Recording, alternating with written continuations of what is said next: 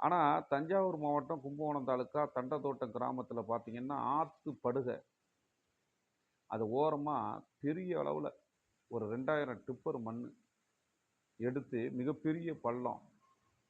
அந்த பள்ளத்தில் மழை காலத்தில் வந்து தண்ணி ஆற்றுல நிறைஞ்சு போகுதுன்னு வச்சுங்க. அந்த கரை ஒரு 2 மீட்ரு தான். கரை போட்டுக்குச்சுன்னு சொன்னால் பக்கத்தில் தலித் மக்கள், தாழ்த்தப்பட்ட மக்கள் வாழக்கூடிய ஒரு பகுதி. கிட்டத்தட்ட ஒரு 100 குடும்பங்கள் அங்கே வசிக்கிறாங்க. இதெல்லாம் அதிகாரிகள் பார்க்கல. அங்கே என்ன நடக்குது, ஏது நடக்குது, அது உரிமம் வாங்கியிருக்காங்களா இல்லையா அப்படின்னு சொல்லிட்டு அந்த ஏரியா விஓஓ கண்டுக்கிறது கிடையாது. ஆர்ஐ கண்டுக்கிறது கிடையாது. இப்படியெல்லாம் கண்டுக்காம அவங்கக்கிட்ட அப்பப்போ பணம் வாங்கிக்கிட்டு போயிடுறது, மறைமுக ஆதாயம் வாங்கிக்கிட்டு கண்டுக்காமல் இருக்கிறது. இப்போ அந்த பகுதியில் பார்த்தீங்கன்னா பெரிய அளவில் பாதிப்புக்கு உள்ளாகக்கூடிய சூழ்நிலையில் இருக்குது.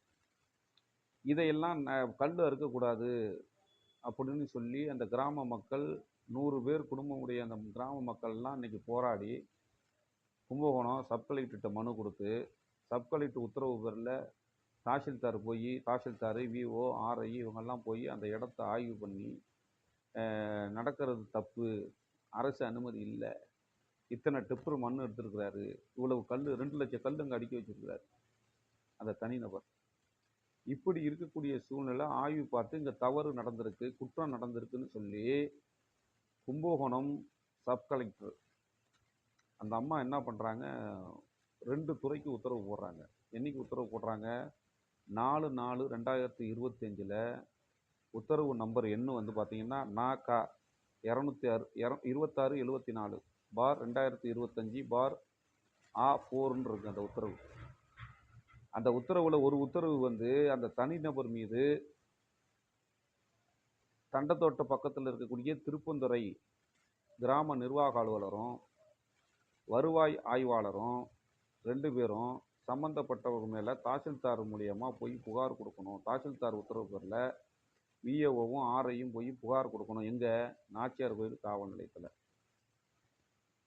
அது மாதிரி புகார் கொடுத்துட்டாங்க. இதுக்கே பெரிய போராட்டம். பல தடவை சொல்லி அந்த புகார் இங்கேருந்து வர்றதுக்கு இதை ஆர்ஐ வச்சுக்கிட்டு ரொம்ப நாளாக கிடப்பில் போட்டு அதை காலதாமதம் பண்ணி அதை காவல் நிலையத்தில் கொண்டு போய் ஒரு 10 நாளுக்கு முன்னாடி கொடுத்தாச்சு. அது ஒரு ஒரு எஸ்ஐட்ட மாட்டிக்கிட்டு அவர் எடுத்து வச்சுருக்காரு, பாக்கெட்டில் வச்சுருக்காரு. இப்போ ஒரு கவர்மெண்ட் உத்தரவு, அது ஒரு சப் கலெக்டர், ஒரு கோட்டாட்சியர், கலெக்டருக்கு அடுத்த நிலையில் இருக்கக்கூடிய ஒரு சப் கலெக்டருடைய உத்தரவை மதிக்காமல் கேட்டால், சப் கலெக்டர் கேட்டால் நான் சொல்லிக்கிறேன், எஃப்ஐஆர் போடுறதா வேணாமான்ட்டு அப்படின்னு சொல்லி அலட்சியப்படுத்தி